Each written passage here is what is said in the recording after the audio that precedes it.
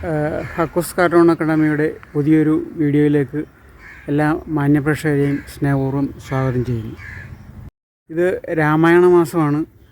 നമുക്ക് രാമായണത്തിലെ ഒരു കഥാപാത്രത്തെ വരച്ചുകൊണ്ട് ഈ എപ്പിസോഡ് ആരംഭിക്കാം. അതായത് നമ്മൾ എല്ലാവരും കേട്ടിരിക്കും കുംഭകർണൻ എന്ന ഒരു കഥാപാത്രത്തെ പറ്റി. രാവണൻ്റെ സഹോദരനാണ് കുംഭകർണൻ. കുംഭകർണന് ഒരു വരത്തിനെ തുടർന്ന് 6 മാസം ഗാഠനിദ്രയിലായിരിക്കും കുംഭകർണൻ. പിന്നെ വരുന്ന 6 മാസം ഭയങ്കര തീറ്റയായിരിക്കും, കണ്ണി കണ്ടതൊക്കെ തിന്നും. അങ്ങനെ ഒരു കഥാപാത്രമാണ് ഈ കുംഭകർണൻ എന്ന് പറയുന്നത്. ഭയങ്കര ഭയങ്കര ശക്തിശാലിയും ഭയങ്കര ബലവാനും ഒക്കെയാണ്. പക്ഷെ ഇങ്ങനൊരു ഡ്രോബാക്ക് ഉണ്ട് പുള്ളിക്ക്. 6 മാസം ഉറക്കമായിരിക്കും, 6 മാസം ഭക്ഷണമായിരിക്കും. അപ്പോൾ ഈ കുംഭകർണൻ്റെ കാര്യം ഇപ്പോൾ ഓർക്കാൻ കാരണം, നമ്മൾ ഈ കുംഭകർണനെ നമ്മുടെ സിസ്റ്റത്തിനോട് നമ്മളൊന്ന് താരതമ്യം ചെയ്യുകയാണ്. നമുക്കറിയാം, നമ്മുടെ ആരോഗ്യമന്ത്രി വീണ ജോർജ് കോട്ടയത്തെ ആശുപത്രി കെട്ടിടം ഇടിഞ്ഞു വീണപ്പോൾ പഴിചാരിയത് സിസ്റ്റത്തെയാണ്.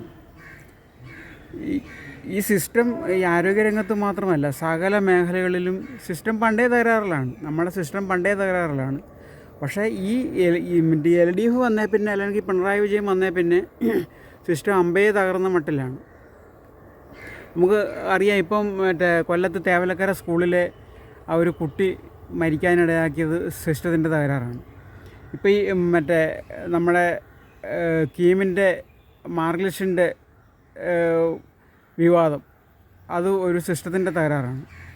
ഈ നമ്മുടെ അതിസുരക്ഷാ ജയിലിൽ നിന്ന് ഒന്നരക്കയ്യൻ ഗോവിന്ദചാമി ജയിലിൽ ചാടിയത് ഒരു സിസ്റ്റത്തിൻ്റെ വീഴ്ചയാണ്. അങ്ങനെ നോക്കിയാൽ നമ്മുടെ ചുറ്റിനും ഡെയിലി നടന്നുകൊണ്ടിരിക്കുന്ന സംഭവങ്ങളെല്ലാം സിസ്റ്റങ്ങളുടെ വീഴ്ചയാണ്. ഭരണപരമായ വീഴ്ച, അല്ലെങ്കിൽ കഴിവുകേട്, അല്ലെങ്കിൽ കഴിവില്ലായ്മ എന്നൊക്കെ പറയാമെങ്കിലും അതിനിപ്പോൾ ഒരു ഓമന പേരിട്ടിരിക്കുന്നത് സിസ്റ്റത്തിൻ്റെ തകരാറാണെന്നാണ്. അത് നമ്മുടെ ചുറ്റുപാടും നടക്കുന്ന സകല സാധനങ്ങളും ഈ സിസ്റ്റത്തിൻ്റെ തകരാറ് കൊണ്ട് ഇങ്ങനെ, അതായത് ഭരണമില്ലാത്ത ഒരവസ്ഥയിലേക്ക് നീങ്ങുകയാണ്.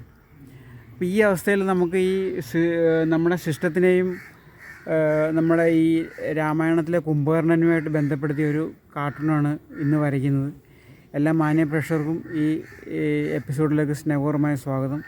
ഇഷ്ടമായെങ്കിൽ ലൈക്ക് ചെയ്യണം, ഷെയർ ചെയ്യണം, കമൻറ്റ് ചെയ്യണം. സബ്സ്ക്രൈബ് ചെയ്യാത്തവരാണെങ്കിൽ സബ്സ്ക്രൈബ് ചെയ്ത് ഹെൽപ്പ് ചെയ്യണം. നമുക്ക് വീഡിയോയിലോട്ട് കിടക്കാം. കാർട്ടൂണിൻ്റെ റഫ് ഇതാണ്. ഇനി നമുക്ക് ഇതിൻ്റെ ഇങ്കിങ്ങിലോട്ട് കിടക്കാം. ഇങ്കിങ് തുടങ്ങുവാണ്. നമ്മൾ ഈ കുംഭകർണനുമായിട്ട് താരതമ്യം ചെയ്യുമ്പോൾ നമുക്ക് അങ്ങനെ കണ്ണുടച്ച് താരതമ്യം ചെയ്യാൻ പറ്റത്തില്ല. അതായത് കുംഭകർണൻ 6 മാസത്തേക്ക് ഉറക്കമുള്ളൂ, 6 മാസം ഭക്ഷണമായിട്ടാണ് അദ്ദേഹം ജീവിക്കുന്നത്.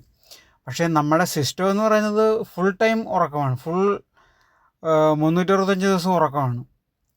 ഇതിനകത്ത് എന്തെങ്കിലും ഈ സിസ്റ്റത്തിനെ കൊണ്ട്, ഈ ഉറക്കം പിടിച്ചു കിടക്കുന്ന സിസ്റ്റത്തിനെ കൊണ്ട് എന്തെങ്കിലും സാധിക്കണമെങ്കിൽ അവന് ഒന്നില്ലെങ്കിൽ ഈ ഭരണകക്ഷിയുടെ ആളുകളായിരിക്കണം, അല്ലെങ്കിൽ നമ്മൾ കൈമണിയായിട്ട് പിന്നാലെ നടക്കണം.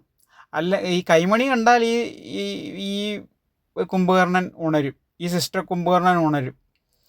അതേസമയത്ത് പുരാണത്തിലെ കുംഭകർണൻ അങ്ങനെ ഉണരത്തില്ല. ഈ നമ്മുടെ ഭരണം സിസ്റ്റത്തിൻ്റെ സിസ്റ്റം കുംഭകർണനാണെങ്കിൽ കൈക്കൂലി കാണുമ്പോൾ ഉണരും, അല്ലെങ്കിൽ ഭരണകക്ഷിയുടെ ശുപാർശ വേണം. അങ്ങനെയാണെങ്കിൽ അവൻ ചാടി എണീറ്റ് ചടുതിയിൽ ചില കാര്യങ്ങളൊക്കെ നീക്കും. അല്ലാത്ത സമയത്തൊക്കെ പുള്ളി സുഷുപ്തിയിലാണ്. നമുക്കറിയാം, നമ്മുടെ ഈ വയനാട് ദുരന്തം ഉണ്ടായിട്ട് ഇന്ന് 1 വർഷം തികയുകയാണ്.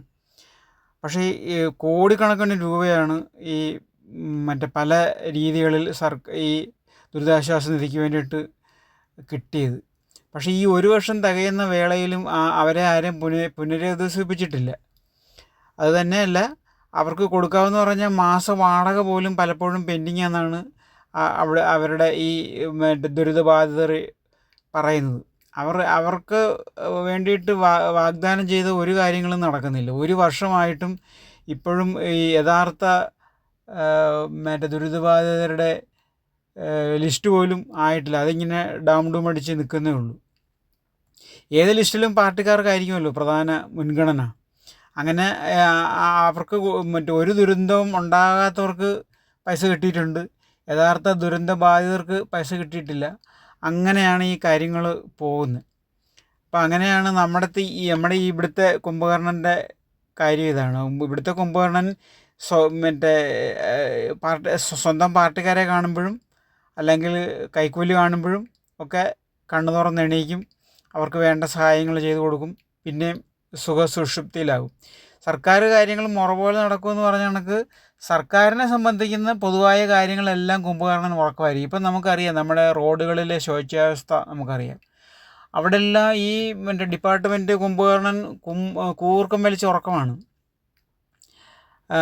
അതുപോലെയാണ് ഈ സ്കൂളിലെ സംഭവം. സ്കൂളിലെ ഈ പരിതാപകരമായ അവസ്ഥകൾക്കെല്ലാം കാരണം ഈ കുംഭകർണൻ്റെ ഉറക്കമാണ്.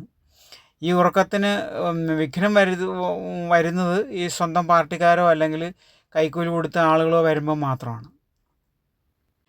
നമ്മുടെ സർക്കാർ ആശുപത്രികളിൽ മറ്റേ ഓപ്പറേഷനുള്ള സാധനങ്ങളില്ല. ഓപ്പറേഷനുള്ള സാധനങ്ങൾ മാത്രമല്ല, മൂക്കി വയ്ക്കുന്ന പഞ്ഞു പോലും അവിടെ ഇല്ല. അപ്പോൾ അതിനെപ്പറ്റി പറഞ്ഞ് ഡോക്ടറെ പീഡിപ്പിക്കാനാണ് ഇവരുടെ നോട്ടം, ലക്ഷ്യം. അതായത് ഈ ഡോക്ടർ പറഞ്ഞ കാര്യമെല്ലാം കറക്റ്റാണ്. പക്ഷേ ഈ ഡോക്ടർ പറഞ്ഞ സംഭവം എന്താണ്? ഈ ഡോക്ടർ ഉദ്ദേശിച്ച കാര്യം അവിടെ ഈ മെഡിക്കൽ ഫീൽഡിലെ കുംഭകർണൻ ഉറക്കമാണ്, സിസ്റ്റം ഉറക്കമാണ്. മറ്റേ സ്കൂൾ തകർന്ന കേസിലും ആശുപത്രി കെട്ടിടം തകർന്ന കേസിലും ഒക്കെ സിസ്റ്റം ഉറക്കമാണ്. ഇനി എന്തെല്ലാം നടക്കാൻ പോകണമെന്ന് നമുക്ക് അറിയത്തില്ല. ഓരോ ദിവസവും ഓരോന്നിങ്ങനെ പുറത്ത് വരികയാണ്. അപ്പോൾ അവിടെ എല്ലാം ഈ സിസ്റ്റം തകരാറിലാണ്. സിസ്റ്റം തകരാറിലെന്ന് പറഞ്ഞാൽ ഈ ഭരണ കുംഭകർണൻ ഉറക്കമാണ്.